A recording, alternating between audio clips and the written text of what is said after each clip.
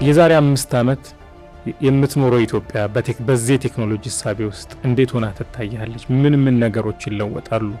አገልግሎት ለማግኘት የመንግስት ቢሮ መሄድ ኦልሞስት እየቀረ ይመጣል። መንግስት ኦሬዲ ያውቀዋል። ለምን ትሄዳለህ መንግስት ቢሮ? አገልግሎት እቃ ለማስመጣት ጉምሩክ መሰለፍ፣ የሆነ ጉዳይ ቤት ኪራይ ለመፈረም ወረዳ መሰለፍ፣ የሆነ እቃ ለመሸጥ ንብረት ለመቀየር 4 5 6 ቦታ ሄዶ እንትን መሬት ሳምንታት ወራት እንደ ቀልድ ያልፋሉ። እሱ አሁን ይቀራል ከ4 ከ5 ዓመት እርግጠኛ ነኝ። እንደሆነ እንደ ዊሽፉል ቲንኪንግ ሳይሆን ትሬንዱን እርግጠኛ ስለሆነ ነው። አርማ ፖድካስት በቴክኖሎጂ አብዮት ላይ ባተኮረው ዝግጅቱ ከፋይዳ የዲጂታል መታወቂያ ዋና ዳይሬክተር ከኢንጂነር ዮዳሄ አራያ ስላሴ ጋር የጀመረውን ቆይታ ይቀጥላል። ሙስና አስቸግሯል፣ ሌብነት አስቸግሯል ሲባል አሁንም ትልቅ ተስፋ የምንጥልበት ቴክኖሎጂው ነው ይባላል። አንድ ጉዳይ ለማስፈጸም 3 ሳምንት እየፈጀብኝ እየተመላለስኩ ደጅ እየጠናው የሻይ ቡና እንትን እያልኩ ሊሆን አይችልም። ሙስናን ካልቀነሰ ቴክኖሎጂ ሌላ ምንም ጥቅም የለውም።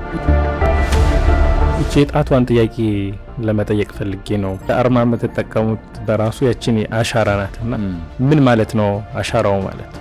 አሻራ በጣም ብዙ ቦታ ሎጎ ነው ካስተዋል።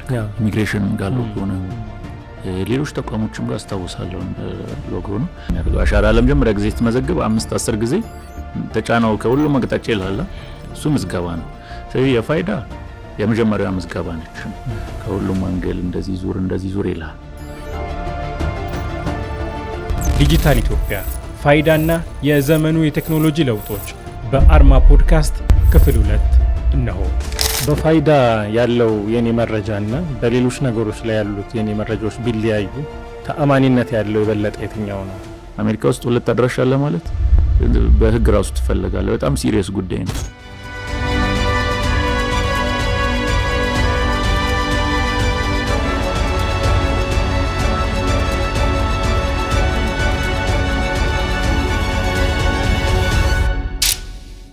የዲጂታል 2025 የነበረው አሁን ደግሞ የ2030 ስትራቴጂ ሲወጣ በዛ ፖሊሲ ውስጥ ትልልቅ ቦታ ከተሰጣቸው ነገሮች ውስጥ አንዱ አንተ የምትሰራበት የፋይዳ ወይም የዲጂታል መታወቂያ ጉዳይ ነው። እንደ አንድ ትልቅ ፒላር ተደርጎ እንደውም ለሌሎችም ጭምር መሰረት እንደሚሆን ተደርጎ የተወሰደው እና ልክ እንደ መሰረተ ልማት እንደ ፋይናንሱ ሴክተር በጣም ትልቅ ቦታ ተሰጥቶት በትልቅ ትኩረት የተጀመረበት ምክንያት ምንድን ነው?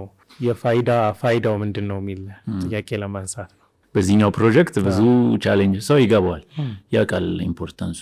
የተማረም ያልተማረም በመንግስት ፖሊሲ የሚደግፍ ሰው የሚቃወምም ሰው ብዙ የተለየ እንትን ጦርነት አታይበትም። ዲጂታል አይዲ ላይ ለምን መንግስት ትኩረት ሰጠው ብሎ የሚቆጣ የሚናደድ ሰው የለም ብዙ። ምክንያቱም ብዙ ጊዜ አላፊ አግዳሚ የሚል አባባል አለ፣ በቃ ማታቀው ሰው ማለት ነው። አሁን ደግሞ ዘመኑ ያለንበት ዘመን የዲጂታል አይዲ ሳቤ ይዞ መጥቷል። ይሄ ማጣራቱም እንዳለ ሆኖ አንዳንዴ ፖስት ፋክቶ ታደርገዋለ። ኢንክሉዥን ሁሉንም አላፊ አግዳሚ ተመዘግባል። ነገር ግን የአላፊ አግዳሚ መነሻ ቤንችማርክ አለው። አንዴ ሲመዘገብ 18 ዓመቴ ነው ካለ አይ ቀይር ያለው ሐሳቤን ላስት ይር 18 ያልኩት አሁን 30 ዓመቴ ነው ማለት አልችልም ማለት ነው። አባይ በካልኩኝ አዳማ ላይ ሲመዘገብ አዲስ አበባ መጥቼ አዳማ እኮ ሌላ ሰው ነኝ እኔ እዚህ እኮ ይሄውና ሌላ ሰነድ አለኝ ማለት አልችልም ማለት። አሁን አንተ እዚህ መስሪያ ቤት ያለ የሰው ሀብት ሲስተም ላይ እድሜ አለ፣ ፋይዳ ላይ ያለ እድሜ ወይም ደግሞ ባንኩ ደግሞ እንዳጋጣሚ ሲጽፍ ተሳስቶ አሁን ላይ የሚያጋጥመን አሁን ብርሃኑ የሚባል ሰው የስም ስፔሊንጉ ቢአይ አርጎ ሊጽፈዋል ባንኩ። ገቢዎች ጋር ሲሄድ ደግሞ ብርሃኑ ቢኢ አርጎ ይጽፈዋል በገባው ብርሃኑ ነኝ ሲለው። ሁለት የተለያየ ሰነድ አለው ይሄ ሰው። እንደዚህ አይነት ስርዓት ለዲጂታል ሲስተም አያዋጣም፣ ጎጂ ነው። ሁለት አይነት ስፔሊንግ ወይም በአማርኛ በሐሌታውና በሐመሯ መጻፍ ቀላል ሊመስለን ይችላል። ዳታቤዝ ላይ ግን ኬኦስ ነው፣ መሆን የለበትም። በቃ ስምህ በሐሌታው የሚጻፍ ከሆነ ደግመህ በሐመሯ መጻፍ የለብህም፣ ሌላ ስፔሊንግ ነው እሱ። እንደዚህ ከሲሊ ከሚመስለን ከስፔሊንግ ልዩነቶች አንስቶ አንዳንዱ ኢንቴንሽናሊ ያለ እድሜው በ18 ዓመቱ ሲኖትራክ መንዳት የሚፈልግ አንድ ጎረምሳ 22 ዓመቴ ነው ብሎ የሆነ ነገር ምናምን አጽፎ ይመጣና መንጃ ፈቃድ ያወጣል። ከዛ ነገ ሰው ህይወት ሊያጠፋ ይችላል። ወይም ደግሞ ለጡረታው ብሎ የውሸት እድሜ 10 ዓመት የሚቀንሳል። እንደ አይነት ነገሮች ለጊዜው ምን ጉዳት አለው እንላቸው እንችላለን። ነገ ግን ወደ አለመተማመን ነው የሚወስዱ። ነገ አንተ ላይ ወንጀል ፈጽሜ ሌላ ቦታ ሄጄ ምንም እንትኑ ተጎጂው ጎጂውን ወደ ህግ ማቅረብ ላይችል ይችላል። አይደንቲቲ ትሬሰብል ስለሌለ ማለት ነው። ቢዝነስም ላይ ቅድም እንዳልኩት ለደህንነትም ይጠቅማል፣ ለኢኮኖሚውም ይጠቅማል። እያደረግን ያለ ነው ለሁሉም ሰዎች ክፍት ነው። ለስደተኞች፣ ለውጭ ሀገር ዜጎችም ክፍት ነው። እንኳን ኢትዮጵያ ውስጥ ሆኖ ካምፕ ውስጥ ያለ በጎርፍ የተፈናቀለ በሆነ ነገር እንትን ያለ ለሁሉም ክፍት ነው። ነገ ዛሬ ኦልሬዲ ከ91 ተቋማት ጋር ተያይዟል ፋይዳ ዙሪያ። ስለዚህ ፋይዳን የተመዘገበ ሰው ዙሪያውን 91 ሰነድ አለ ማለት ነው። እነሱ ሊንክድ እየሆኑ ነው። ከገቢዎቹ ሊንክድ ሆኗል፣ ከባንክ ሆኗል፣ ከንግድ ጋርና ይሄ እውነት እየወጣ ይመጣል። አሁን ብዙ ጊዜ የሚነሳው ፋይዳ ላይ ዝም ብላችሁ ነው የምትመዘግቡት፣ ብዙ ጀርባ አታጠኑም፣ ባክግራውንድ ቼክ ሳትሰሩ ምናምን ዳታችሁ ጥራቱ ይባላል። የፋይዳ መረጃ አመዘጋገቡ በጣም ቀላል ነው። ቀላል ከመሆኑ የተነሳ ሰው ጨረስኩ ምናምን በቃ ይሄ ነው ምናምን ብሎ ነው የሚሄደው። ብዙ ጊዜ ቀላል ነው መግቢያው። ከገባ በኋላ ግን ከሲስተሞች ጋር ይናበባል። ስንጀምር አንዱ የነበረብን ቻሌንጅ ወረዳ ላይ ፋይዳ የለውም የሚል ጥርጣሬ ያነሱ ነበር በድፍረት። የመንግስት ፕሮጀክት ነው ግን ለእኛ አሰራር ስርዓት ጉዳት ሊኖረው ይችላል ምናምን የሚል ፍርሃት ነበር። ግን የመረጃ ጥራት ዝም ብሎ ፊት ለፊት የምትመዘገባት አሻራ የምትሰጥባት ስርዓት ሳይሆን ከጀርባ በብዙ መቶዎች የሚቆጠሩ የዳታ ኳሊቲ ኢንጂነሮች አሉን። ያንዳንዱ የሚገባውን ሰው ያመጣውን ማስረጃ፣ የሰነድ ማስረጃ ሰነዶች ጋር ያመሳክራሉ። ችግር ካለው ጥራት ካለው አሻራውን ጨምሮ የጥራት ችግር ካለ ሪጀክት ያደርጋሉ። ምክንያቱም መጥፎ ዳታ መዝገብ እንደ ጉዳት ስለሆነ። ስለዚህ ደግመህ ተመዝገብ የሚል መልእክት ይደርሳል። አንዴ ከተመዘገብክ በኋላ ከሲስተሞች ጋር ያስተሳሰርከው ስትሄድ ልክ አሜሪካ ውስጥ ቅድም እንዳልኩ ሶሻል ሴኩሪቲን ተጠቅሞ በቃ አንተ ጥሩ ታሪክ አለ፣ የኋላ ታሪክ፣ የብድር ታሪክህ የመሳሰለው ክሬዲት ሂስትሪ አለ፣ ብድር ሰጥሃለሁ እንደሚል አሁንም የሲስተሞች መናበብ ከዳታ ውስጥ ለሚወጣ ትረስት እንትን መነሻ ነው ማለት ነው። ቅድም እንዳልኩ ያ መረጃው ካለህ እኮ እዚህ ጋር ባንክ እኮ ቢሊዮኖች አሉት ባንኩ፣ ግን ገበሬውን አያውቀውም። ስለዚህ ሪስክ ስለማይፈልግ ብሩን ዝም ብሎ ያስቀምጠዋል። ለባንኩም ጉዳት ነው፣ ለገበሬውም ጉዳት። እቺ ሊንኬጅ ግን የመተማመኛ ማዕቀፍ ትፈጥራለች። ካርዱ ላይ ከቅድም ያነሳውልህ ብዙ ኮንፊውዥን አለ። ከዚህ በፊት የተለመደው በጣም ሴኪዩር በቃ እንደ ይሄ ብር ኖት እንደሚታተመው በጣም ውድ በሆነ መልክ የተለየ ፋብሪካ የተለየ እንትን ውስጥ ነው ካርዱ የሚታተመው። ወደፊት ካርድም አያስፈልግም።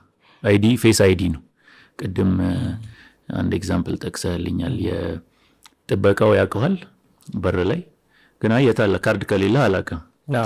አንድ ልቦለድ ውስጥ ነው እዚህ ሚክሎል የሚል አንድ ቆንጆ ልቦለድ መጽሐፍ አለ። በአጋጣሚ ይዤው ነበር እና ያውቀዋል ሰው ሊገባ የፈለገውን ሰው እንተዋወቃለን አይደለም ይለዋል። አዎ ግን አውቃለሁ ግን መታወቂያ ካላስክ አትገባም ይለዋል።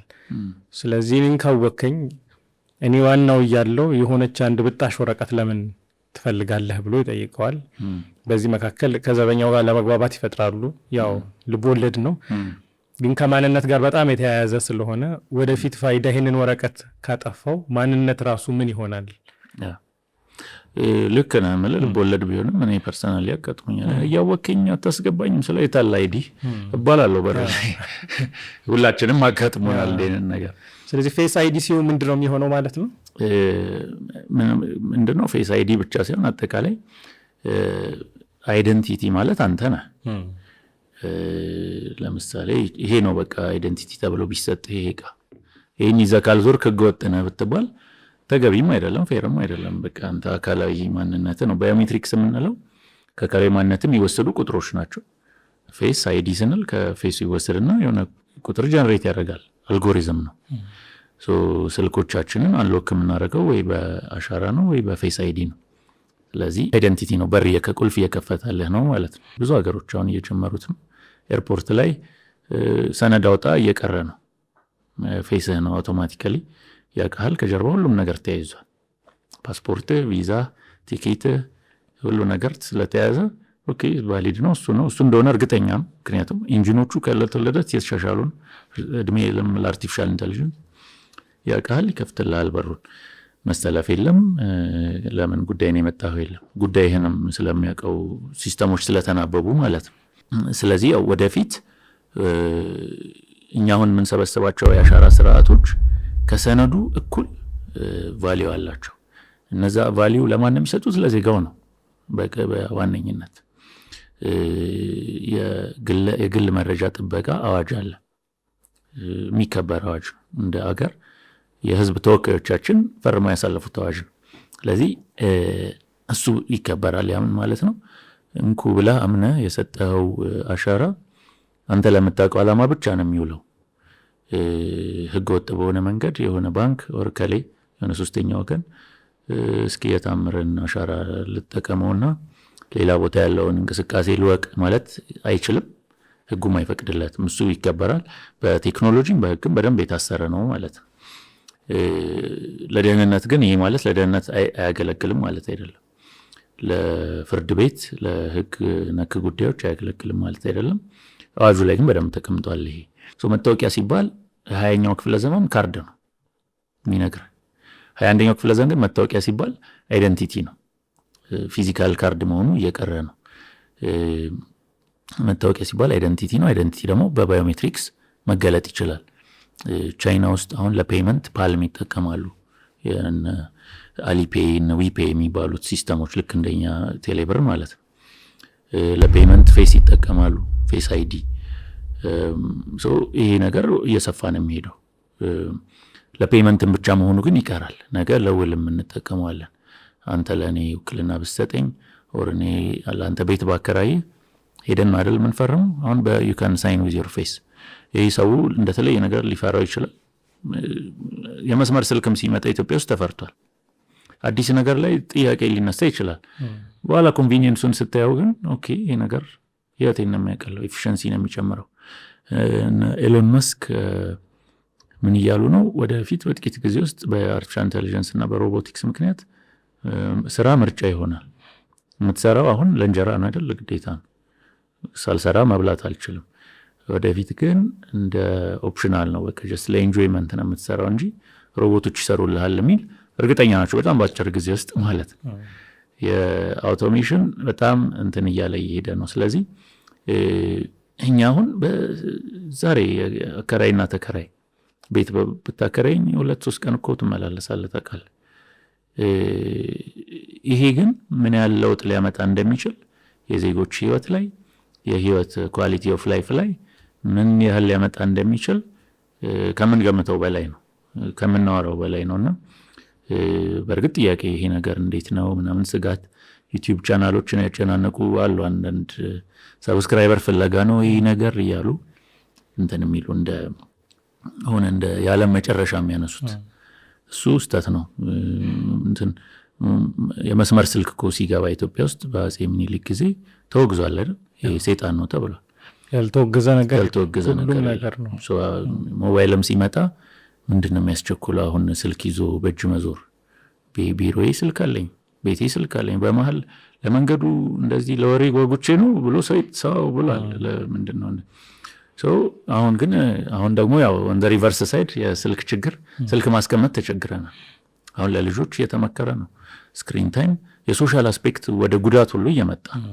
አሁን ህፃን ልጅ ስልክ የሚይዝ ከሆነ የብሬን ዴቨሎፕመንቱ ላይ ጉዳት አለው። ስልክ አትስጡ ለህፃናት የተባለ ነው። እውነትም ነው። ቅድም ያልኩህ ጉዳይ ነው። አሁን ሳናቀው ባሪያ እኮ ሆነናል። የስልኮች የቴክኖሎጂ ባሪያ ሆነናል። ወደድንም ጠላንም ጧት ተነስተን ወደ ማታ ስንተኛ ቲክቶክ የምናይ ከሆነ ፌስቡክ የምናይ ከሆነ ቲክቶክ ያለው ሲንጋፖር ነው፣ ፌስቡክ ያለው ሳን ፍራንሲስኮ ነው። የባርነት ጉዳይ ቅድም ያልከው እየመጣ ነው ከዚህ ያለ ሳናቀው ማለት ነው። ስለዚህ የራሳችንን መንገድ ቻርት የምናደርግበት ህፃናትን ስናሳድግ አሁን ቻይና ውስጥ የቻይና ቲክቶክ አልጎሪዝም ከኛ እንደሚለይ ታውቃለህ። ሳይንስና ቴክኖሎጂ ነው እንጂ ዳንስ አየው ለነገ ስለሚያስቡ ማለት ነው። እኛም የራሳችንን መንገድ ለውጭ ቴክኖሎጂ ዝግ መሆን አንችልም። ዝግ እንሆን ካልን ወደ ባሰ ገደል ነው የምንገባው።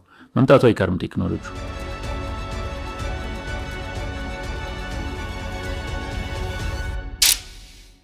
ይቺ የጣቷን ጥያቄ ለመጠየቅ ፈልጌ ነው። አንድ ትልቅ ሴትዮ ምን ሲሉ ሰማው፣ ድሮ እናቴን በዱካ ነበር የምትፈርመው ባሻራቸው። እኛ ተማርናልና እናቴ ላይ ቀልድ ነበር፣ አንቺ በዱካ ነው፣ እኔ አንቺ መሀይም ነሽ፣ እኔ የተማርኩ ነው የላት ነበር።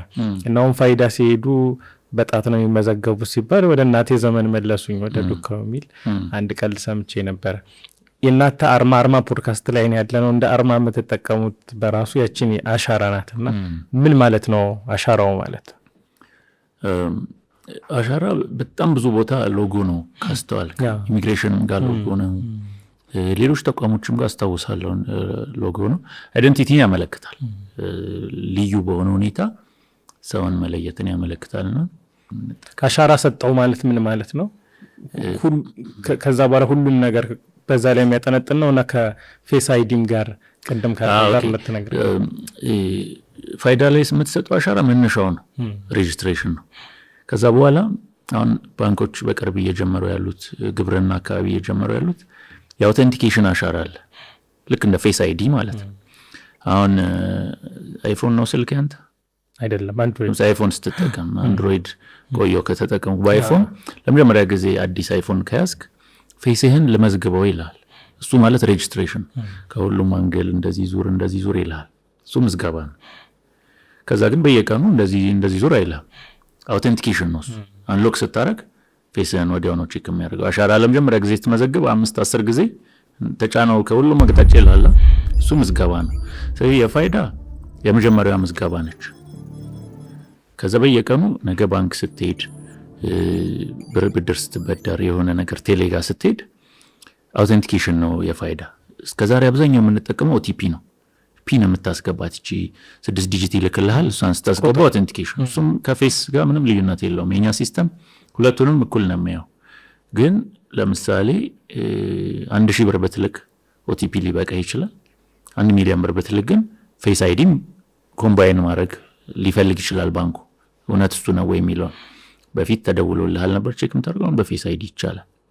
በፋይዳ ኢኮሲስተም በኩል ኢኔብል አድርገናልና በጣም ብዙ ደሳስ የሚሉ አዳዲስ ዩዝ ኬዞች እኛም ማናቃቸው አሁን የቤት ሰራተኞች፣ ሞግዚቶች፣ የሚያገናኙ ድርጅቶች ፋይዳን ግዴታ አድርገውታል። ትሬሰብል ስለሆነ በቀላሉም ማግኘት ይችላሉ። እነዚህ የቤት ሰራተኞች ለምሳሌ ወይ ሞግዚቷ ሀገሯ ሩቅ ሊሆን ይችላል፣ መሄድ ላትችል ትችላለች። ፋይዳን ግን ተመዝግባ ከዛሬ ጀምሮ ሀብላ ትሬሳቢሊቲዋ ዛሬ መጀመር ይችላል ማለት ነው። የበፊቱ ሰነዶቿ፣ የትምህርት ማስረጃ፣ የትውልድ በርዝዴት፣ በር ሰርቲፊኬቷ ያስፈልጋል። ፖስት ፋክቶ መያያዝ ይችላል። እየተያዘም ነው ዛሬ በር ሰርቲፊኬት ከፋይዳ ጋር እየተያዘ ነውና የትሬሳቢሊቲ ሀሁ የሚጀምረው አሻራ ስትሰጥ ነው። ከሌሎች ሲስተሞች ጋር እያናበብከው ስትሄድ በር መክፈቻ ሆኖ ያገለግልሃል እሱ ራሱ፣ ወይ ፌስ ወይ ፊንገርፕሪንት ወይ ኦቲፒ። በፋይዳ ያለው የኔ መረጃና በሌሎች ነገሮች ላይ ያሉት የኔ መረጃዎች ቢለያዩ ተአማኒነት ያለው የበለጠ የትኛው ነው? እሱ ጥሩ ጥያቄ ነው። ለምሳሌ ሁሌ በየቀኑ የሚያጋጥም ጉዳይ ነው። የሰው ሀብት ሲቪል ሰርቪስ የመንግስት ሰራተኛ የደሞዝ ፔሮል ሲስተም ላይ 40 ዓመቴ ነው ቢልና ፋይዳዬ 30 ዓመቴ ነው ቢል የትኛው ነው እውነተኛው? አውቶማቲክ አይደለም። እንደየ ዳታቤዙ እንደ መነሻ ሰነዱ ይወሰናል። የፋይዳ የመጣው መንጃ ፈቃድህና ቀበሌ መታወቂያና ፓስፖርትህና የትምህርት ቤት ሰርቲፊኬት አንድ አይነት ስፔሊንግ፣ አንድ አይነት በርዝ ዴት፣ አንድ አይነት መረጃ እንዲኖራቸው ነው። አንዱ ከሌላው ያሸንፋል የትኛው ነው ጠንካራ ጡንቻ ያለው የሚለውን ለመወሰን አይደለም። ስለዚህ እዚህ ጋር 40 ዓመት ካለና እዚህ ጋር 30 ዓመት ካለ በአንዴ 2 ዕድሜ ይኖራል። ወይም እዛ ጋር አዳማ ነዋሪ ነው እዚህ አዲስ አበባ ነዋሪ ነው ካለ በአንዴ 2 አድራሻ ይኖራል። አንድ ኢኮኖሚ ማህበረሰብ ማለት አንድ አድራሻ ነው። አሜሪካ ውስጥ 2 አድራሻ አለ ማለት በህግ ራሱ ትፈልጋለህ። በጣም ሲሪየስ ጉዳይ ነው። 2 አድራሻ ክልክል ነው። መቀየር መብት ነው። ስትቀይር ግን መቀየር አለብህ አድራሻ። ስለዚህ 2 ስፔሊንግ፣ 2 አድራሻ፣ 2 ዜግነት፣ ሁለት አይኖርህም ማለት ነው። አሁን ፋይዳ ኦልሬዲ የስደተኞች ሲስተም ጋር ተያይዟል። ለምሳሌ ሰው ከዚህ በፊት ለስደተኝነት ጥቅም ብለው የሱዳን ስደተኛ ነኝ ብሎ የተመዘገበ ሰው አለ። ከዛ ደግሞ እዚህ የኢትዮጵያ ሰነድ አለው፣ የሰራተኛ መታወቂያ፣ የቀበሌ መታወቂያ አለው። ስለዚህም ፋይዳ ሁለቱን ሲያይ ኦኬ አመረተ ይለዋል ማለት ነው ተቋሙ። ይሄ ሁለት አይነት መረጃን አንድ ወደ አንድ የማምጣት ነው ዋና ስራው እንጂ የቱ ይበልጣል የእንትና ያሸንፋል የሚለውን አይደለም። አንተ አሁን እንዳጋጣሚ የ6 ወር ልዩነት ቢኖረው ፓስፖርትና ቀበሌ መታወቂያ መኖር የለበትም። ይሄ ወንጀል እኮ አይደለም፣ በስተት ሊሆን ይችላል። ቅድም እንዳልኩት ብርሃኑ ሲጻፍ ቢኢ እና ቢአይ ወንጀል አይደለም፣ ግን መምረጥ አለ። ሁለት አይነት እዚህ ጋር ቢአይ እዚህ ጋር ቢኢ ማድረግ አትችልም፣ የለብህም። የሲስተሞች መናበብ ትረስት የሚመጣው ከነዚህ ነው። ስፔሊንግ ቀላል ነው እኛ ሀገር ያው እንደመሰረት ጽፏል። ሲስተሞች ግን ነገ አያናብብም። ልጆች ስኮላርሺፕ ይከለከላሉ በዚህ ምክንያት። ሌላ ሀገር የለም እንደዚህ አይነት ነገር። ሁለት አይነት ስፔሊንግ ሁለት ቦታ ካለ ሌላ ሀገር የሚያስቡት አጭበርብረሃል ሰነድ ብለው። ስለዚህ ይሄ ስርዓት እንደ ዓለም እየመጣ ካለው ስርዓት ጋር እኛን ሬዲ ለማድረግ ወይም ዝግጁ ለማድረግ እየተሰራ ያለ ስራ ነው። የዲጂታል ኢኮኖሚው መሰረት ነው። እስከዛሬ እንዴት አልነበረንም ብሎ ራሱ ብዙ ሰው ይገርመዋል። ኢትዮጵያን የሚያክል ትልቅ ሀገር ወጥ የሆነ ሰዎች የሚለዩበት ስርዓት እስከዛሬ አለመተግበሩ ግን አንዳንዴ ሌት ካመር አድቫንቴጅ እንደመር መንግስትም ላይ ያለው አለ። ይሄ አርፈደ ስትመጣ ማርፈዱ መጥፎ ነው። ማርፈድ እኮ ጥሩ አይደለም። ካረፈድ ከይቀር ሾርት ከቱ ደግሞ ያስፈነጥርሃል። ይሄ ዲጂታል አይዲ መሳቤ እሱ ነው። ኡጋንዳ የዛሬ 20 ዓመት የሰሩት ናሽናል አይዲ ሲስተም ስማርት ካርድ አለው፣ ቺፕ አለው፣ ብዙ ነገር አለው። ግን የዛሬ 20 ዓመት የነበረው ሐሳቤ ነው። 20 ዓመት ሙሉ ካርዱን ይዘው አንድም ቀን ስማርት ካርዷን ሳይጠቀሟት ለእድሳት ይመልሷታል። የዲጂታል አይዲ ሐሳቤ ግን አብዛኛው ሰው ስልክ ነው ያለው ዛሬ። ወደ ዲጂታል ዋሌት መግቢያ በር ነው ማለት ነው ዲጂታል አይዲ። ባንክ አካውንት ላይ ሰልፊ ቼክ ታረግበታል፣ ቴሌብር ላይ ሰልፊ ቼክ ታረግበታለህና የሌሎች ሲስተሞች መክፈቻ ቁልፍ ሆኖ እንዲያገለግል ተደርጎ ዲዛይን ተደርጎ የተሰራበት ነው። ደግሜ በደንብ ግልጽ እንዲሆን አንድ ጥያቄ የምጠይቀው የእነዚህ መረጃዎቹ ወጥ መሆን ለኔ እንደ አንድ ግለሰብ እንደ አንድ ዜጋ ምንድን ነው የሚጠቅመኝ? ወጥ ባይሆን ምንድን ነው የሚጎዳኝ? ኦኬ አሪፍ በምሳሌ ነው አሪፍ። አሁን አዲስ ባይክ የሚባል የሆነ ካምፓኒ አለ። በቅርብ ነው እኔ ራሴ መኖራቸውን የሚያወቅኩት። ቦሌ መንገድ ላይ ልጆች ስኩተር ምናምን ይዘው ወይ ባይስክል ሲቲ ባይክ ይዘው ካየ የነሱ ሊሆን ይችላል። አዲስ ባይክ ባይስክል የሚሰጠ በፋይዳ አውተንቲኬት አድርጋ ነው፣ በፋይዳ ኦቲፒ ነው አንሎክ የሚያደርገው ባይስክሉን። ተያዡ ፋይዳ ነው ማለት ነው። አንድሮኛ ልጅ እያለን በቪኤችኤስ ዘመን ያደግነው በዴክ ቪዲዮ ፊልም የምንከራየው ሄደን ቪዲዮ ቤት በሁለት ነገር ነው። አንድ ሰውየው ያቀኛል፣ ከማወቁ ባለፈ ግን መታወቂያ ሰጥቷል። የሆነ መታወቂያ ትምህርት የሆነ ነገር ፈልጌ ብቻ ያለሱ ቪዲዮ ካሴት አይሰጠኝ። ተያዡ ያቺ ወረቀት ነሽ ማለት ነው። አሁን ተያዡ በቃ አንተ ነህ። ይህን ባይስክል ይዞ ሄጃለሁ፣ ይዞ በጠፋ ተጠያቂ ነኝ፣ ይመልስልሃለሁ። ለቢዝነሱም ጋራንቲ ነው፣ ለአንተ ደግሞ ያለ ብዙ ሀስል ፎቶኮፒ ሳትሰለፍ ምን ሳትል የሆነ ነገር ሰነድ ሳትቀያየር በኦቲፒ ብቻ ባይስክልን ይዘህ ትሄዳለህ ማለት ነው። ይህ አሁን አንድ ሲምፕል ሲሊ ኤግዛምፕል ሊመስል ይችላል። ነገር ግን ቅድም ያልኩ የገበሬው ለማዳበሪያ መግዣ 30 ሺህ ብር ቢፈልግ ወረቀት አይሞላም፣ ሄዶ አይሰለፍም፣ ቢሮክራሲው ይጠፋል። በቀላሉ ማበደር ይችላል። ያውቀዋል ገበሬውን። ቴሌና ገበሬ ይተዋወቃሉ። በመሃላቸው ሶስተኛ ወገን ለገበሬው 5 ቅጽ የሚያስሞላ የለም። ለ30 ሺህ ብር ብሎ 5 ቅጽ ሙላ ቢለው አይችልም ገበሬው እሱን መሙላት። አንሎክ የሚያደርገው ቫልዩ ብዙ ነው ማለት ነው። እስካሁን ፋይዳ አገልግሎት ከጀመረ ጊዜ ጀምሮ ስንት ዓመት ሆነው? አሁን እንግዲህ በአገር ደረጃ በደንብ በሰፊው መስራት የጀመርነው 3 እንደዛው ነው። በእነዚህ ዓመታት ውስጥ በተጨባጭ ፋይዳ የፈታው ችግር አለ ወይ? የቀየረው? በጣም ብዙ። አሁን ቅድም የንግድ ሚኒስቴሩን ነግሬያለሁ። የሼር ሆልደር ከቤቱ ሆኖ ሼር ሆልደር መሆን ይችላል። ውልና ማስረጃውን ከዚህ በፊት ሲያስረዱን ፌክ ሰነዶችን ካሽ ማድረግ ችሏል። የስደተኞች ጋር ከሄድክ እዚህ ጋር ስደተኛ ነኝ እዚህ ጋር ኢትዮጵያዊ ነኝ የሚል ሰው ምረጥ ነው። ያው ያጣራሉ እነሱ። ግን በአንዴ ኢትዮጵያም ስደተኛም መሆን አትችልም። ስለዚህ የትኛው ነው የሚለውን ሰው እንዲመርጥ አድርጎታል። ከሲቪል ሰርቪስ ሲስተም ጋር ተያይዞ የእድሜ ቅሸባ እዚህ ጋ 65 ዓመቱ ነው እዚህ ጋ 55 ዓመቱ ነው የሚለው ማጥራት ተችሏል። በጣም ብዙ ፕራይቬት ሴክተሮች ቅድም ያልኩ ሞግዚቶች ምኖች የሚያመጡ ስራና ሰራተኛ የሚያገናኙ ለመተማመኛ ተያዥ ማለት እንደ ተያዥ እየተጠቀሙበት ነው። በፊት ተያዥ ፎቶኮፒ ማንሳት ምናምን በቃ ቁጥሩን ካወቀው በቃ እሷ የእሷ ነው አውተንቲኬት ካረካት ይበቃል ታምናታለህ። እንደ አገር ትረስት ገቢዎች ጋር ከሄድክ ገቢዎች ከዚህ በፊት በየአመቱ ብዙ 100 ሚሊዮኖች ያወጣ ነበር የአሻራ ሲስተም ለብቻው ሜንቴን ሲያደርግ። አሁን ፋይዳን ነው የሚጠቀሙ ወጪ ቢያንስ ለገቢዎች ወጪ ቀንሶለታል። ሌላ ሲስተም ሁሉም የራሱን ንግድ ባንክ ትልቅ ብዙ ሚሊዮኖች አውጥቶ የአሻራ ሲስተም ሊገነባ ነበር። ምን ያስገነባኛል ፋይዳን እንጠቀማለሁ አለ። እነዚህ ለተቋሞች በጀት ቀንሷል። ከዛ ባለፈ ግን ለዜጎችም እስከዛሬ እንትን ነበር ዝም ብሎ አንድ ቢሮክራሲ ነው። ሂድና ፋይዳህን ቼክ አስደርግ ዝም ብሎ አንድ እንትን ነው ስራ ነው ለዜጎች ሪሊ እንደ ቫልዩ እያዩት አልነበረም። አሁን ግን ቫልዩን እያዩት ነው። ሳያውቁት ብድር ፕሮሰስ እያቀለለላቸው ነው። ቢዝነስ አከፋፈት እያቀለለላቸው ነው። ነገሮችን መስመር እያስያዘ ሲያዩት ዜጎችን ቫልዩን እየተረዱት ነው።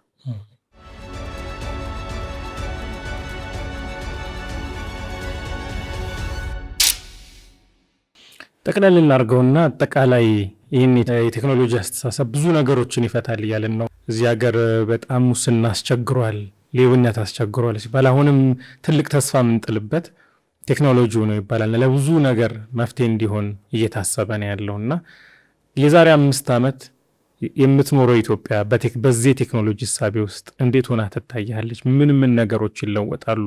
አሁን ምን ላይ ነን? የዛሬ 5 ዓመትስ እንደ ዓለምም እንደ ኢትዮጵያ ምን ምንሆን ይመስላል? አሁን ሞባይል መኒ ተለምዷል። ገጠር የቡና ነጋዴ ገበሬ በካሽ እንዲቱቱ እያለ መቁጠር እየቀረ ነው። ወደ ገጠር እየገባ ነው። ከተማውን ትተህ ብዙ ኢሰርቪሶች እየለመድን ነው። የሆነ ነገር አገልግሎት ለማግኘት ስልክን አውጥተህ ማግኘት እየመጣ ነው። ኢኮሜርስ እየመጣ ነው። የወር እንትን አለ አይደል ቃሪያው፣ ብርቱካኑ፣ ቲማቲሙ በሰዎች ኦርደር ማድረግ ጀምረዋል። በዚህ እየተለገበያ መሄድ ቀስ እያለ የቀነሰ ትናንሽ እቃዎች በኢኮሜርስ እየተገዙ ነው። የልጅ ወተቱን በኢኮሜርስ የሚገዛ ጓደኛ አለኝ በዘመን ገበያ። እንደዚህ እየመጡ ነው። ዛሬ እዚህ ላይ ነው። ከ4-5 ዓመት በኋላ የማይቀረው ነገር አንድ አገልግሎት ለማግኘት የመንግስት ቢሮ መሄድ ኦልሞስት እየቀረ ይመጣል። መንግስት ኦልሬዲ ያውቀዋል። ለምን ትሄዳለህ መንግስት ቢሮ? አገልግሎት እቃ ለማስመጣት ጉምሩክ መሰለፍ፣ የሆነ ጉዳይ ቤት ኪራዩን ለመፈረም ወረዳ መሰለፍ፣ የሆነ እቃ ለመሸጥ ንብረት ለመቀየር 4-5-6 ቦታ ሄዶ እንትን መሬት የመሬት ላይ ያለውን እንትን ታውቀዋለህ። ሳምንታት ወራት እንደ ቀልድ ያልፋሉ። እሱ አሁን ይቀራል። ከ4-5 ዓመት እርግጠኛ ነኝ እንደሆነ እንደ ዊሽፉል ቲንኪንግ ሳይሆን ትሬንዱን እርግጠኛ ስለሆነ ነው። የአፍሪካ ብልጽግና ተምሳሌት ባይዞ የሚለው ሞቶ የመንግስት ሞቶ የመደመር መንግስት ብቻ አይደለም፣ አገራዊ ሞቷችን ሁሉም ወጣት ማወቅ አለበት። ይሄን 5 ዓመት በኋላ እሱን ስንሆን ግን አንድ ጉዳይ ለማስፈጸም 3 ሳምንት እየፈጀብኝ እየተመላለስኩ ደጅ እየጠናው የሻይ ቡና እንትን እያልኩ ሊሆን አይችልም። ሙስናን ካልቀነሰ ቴክኖሎጂ ሌላ ምንም ጥቅም የለውም። ለመብት ለሆነ ነገር እየለመንክ ደጅ እየጠና ከሆነ ጥቅም የለውምና በዚህ ብዙ የሚከፋቸው ግለሰቦች ኖሩ ይችላሉ። እንደ መንግስት ግን ይህን መቀነስ ምንም ሌላ ዓላማ የለንም። አለበለዚያ ችግር የለውም። ሙስና ብለህ ሌብነቱን ዝም ብለህ ካለፍከው ነገ ጠልፎ ሁላችንም እንወድቃለን። እንደ ሀገር መቆም አንችልምና እዚህ ላይ የመንግስትም ቁርጠኝነት በጣም ጠንካራ ነው። ከሰው ንክኪ ለማውጣት ብዙ ጥረት እየተደረገ ነው። አሁን ግን በፊት ትራንስፖርት ቢሮ ለብቻው፣ ገቢዎች ለብቻው፣ ከሌላ ብቻው ነበር። አሁን ይሄ የአይደንቲቲ ሬል፣ የዲጂታል መሰረተ ልማት ሬል የሚባሉት ሀዲዶቹ እየተቀመጡ ነው። እነሱን ተጠቅሞ አገልግሎቱን ማቀላጠፍ ይችላል። እነሱን ተጠቅሞ ከመሬት ተነስቶ ራሱ ሲስተም ስለማይገነባ አይዲን ፒኬአይን ብዙ ሲስተሞች አሉ የዲፒአይ የሚባለው ሌየር ላይ እነሱን ሰብሰብ አድርጎ የራሱን ኦን ቶፕ ሲያስቀምጥበት ለዜጋው በጣም ምቹ የሆነ ለአጭበርባሪው የማይመች የሻይ ቡና ለሚጠይቀው ሰው የማይመች ግን ለአገልግሎት ፈላጊ በጣም ምቹ የሆነ ስርዓት ይኖረናል 4-5 ዓመት ውስጥ። እንግዲህ ከ5 ዓመት በኋላ እንዲሚሆን ከሆነ በአብዛኛው ነገሮች ስንመለከት ፕሪሲሽን የሆኑ ፋርሚንጉን ፕሪሲሽን ፋርሚንግ ይሆናል። ጥንቅቅ ያለ ሁሉ ነገሩ በመረጃ በደንብ የታወቀ በእውቀት የሚመራ አይነት ዘመን ከሆነ ትልቁ ቁም ነገር እና ምን እናድርግ ነው። እንደ ግለሰብ አንድ ሰው በዚህ ውስጥ ሰርቫይቭ ለማድረግ ምን ማድረግ አለበት? እንደ ግለሰብ ስለ ልጁ ያስባል፣ ራሱን ያስባል፣ ወላጆቹን ያስባል። እንደ ግለሰብ ከተመለከት ነው። እንደ ተቋማት ከሆነ ተቋማቱ ምንድን ነው የሚያደርጉት? የመንግስት ተቋማት በዚህ ስትራቴጂ ውስጥ እየሄዱ ነው። ግን ከዛ ውጭ ያሉ ቢዝነሶችም እንዲሁ አሉ እና እንዴት ነው እዚህ ዓለም ውስጥ ብቁ ሆኖ አክት ማድረግ የሚቻለው? ይሄ አርቲፊሻል ኢንተሊጀንስ የምትሉት ምን አገባን? እኔ መጀመሪያ ደሞዝ ያልበቃኝም የሚለውን ነገር እንቶ ከፈጣሪ ጋር ይበቃናል። ይስተካከላሉ ነገሮች፣ ኢኮኖሚያችን ይሻሻላል፣ ጂዲፒ ያድጋል። ግን ዛሬ ሆኖ እነ 5 ሚሊዮን ኮደርስን እንደ እንትን አትያቸው የሆነ እንደ መንግስት የሆነ እንደ ፕሮፓጋንዳ ይታይ ስለሚጠቅመን ነው። እንትን ተማሩ፣ ጊዜያችንን ፕሮዳክቲቭ የሆነ ነገር የአንዳንድ ሀገሮች የኮዲንግ ዴይ ምናምን ብለው ናሽናሊ ሁሉ ማክበር ጀምረዋል። እንትኖች እነ ሳውዲ ከዚህ በፊት ቅርብ ነች ሳውዲ ጀትና ታንክ ነበር የሚገዙት ቢሊዮን እየወጡ። አሁን ትራምፕን እየሄዱ የሚለምኑት የኤአይ ቺፕ ስጠን። በኤአይ ቺፕ እኮ ጥይት ሊተኩሱበት አይደለም፣ የኖሌጅ ኢኮኖሚያቸውን ሊገነቡበት መሻሚያ ሆኗል። እኛ ዩኤኢን ወይም ሳውዲን ካልሆንን አይደለም፣ ግን እኛም ስትራቴጂካሊ ማሰብ አለብን። የዛሬ 60 ዓመት እኮ ሳውዲ ከኛ የባሱ ድሆች ነበሩ እያልን መቆያ ዘመናችን አውቅቷል ማለት ነው። የመስፈንጠሪያ ዘመናችን ላይ ቻሌንጅ ቢኖርም ቻሌንጁን ትንሽ አለፍ ብለን እንየው። እነዚህ የዲጂታል መሰረቶች የሚባሉት እነ ፋይዳ፣ ዲጂታል ሲግኔቸር፣ መሶብ አሁን በጣም ደስ የሚል ኢኒሼቲቭ ነው። የዜጎችን ቅሬታ ሶልቭ ለማድረግ ነገሮች ሁሉ በአንድ ጣራ በቀላሉ ሰርቭ ማድረግ የጀመረ ኢኒሼቲቭ ነው። እነዚህ ኢኒሼቲቮችን በደንብ እወቋቸው፣ ተጠቀሙባቸው ማለት ነው እንፈልግ።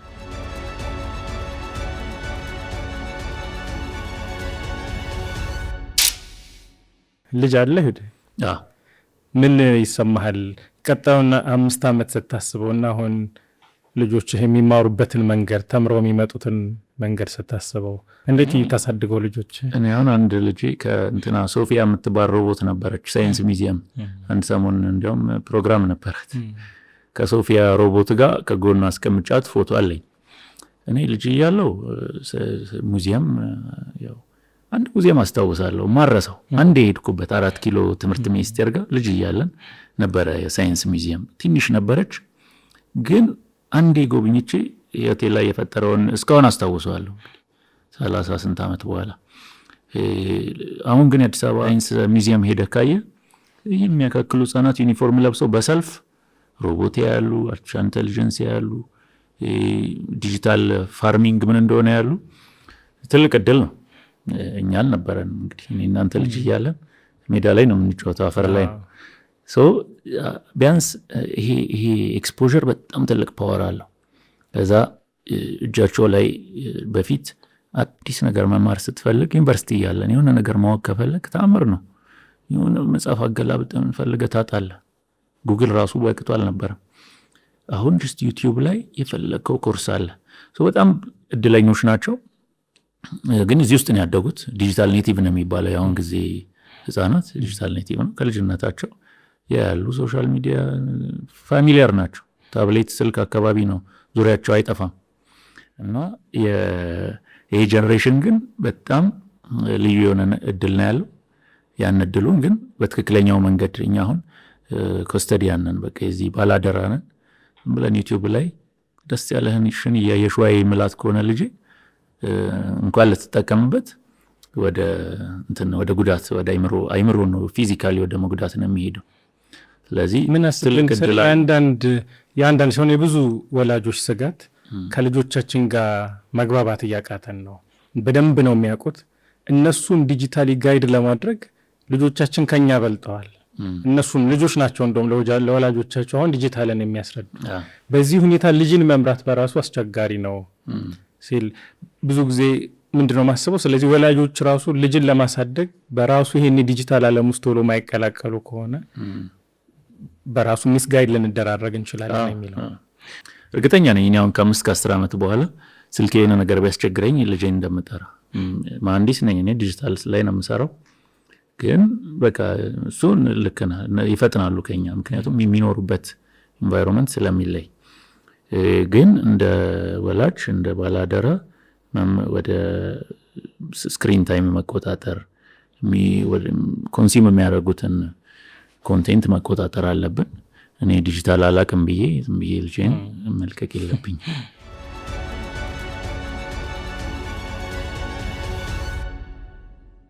የሆነ ነገር ዓለም ላይ ሲከሰት ሀገር ላይ ሲካሄድ የኛ አንድ ስነ ልቦና አለ። ኦኬ እንዲህ የተለወጠ ነው እንዲህ የሆነ እኮ ነው ይልና ከዛ ሰው ምንም አያደርግም።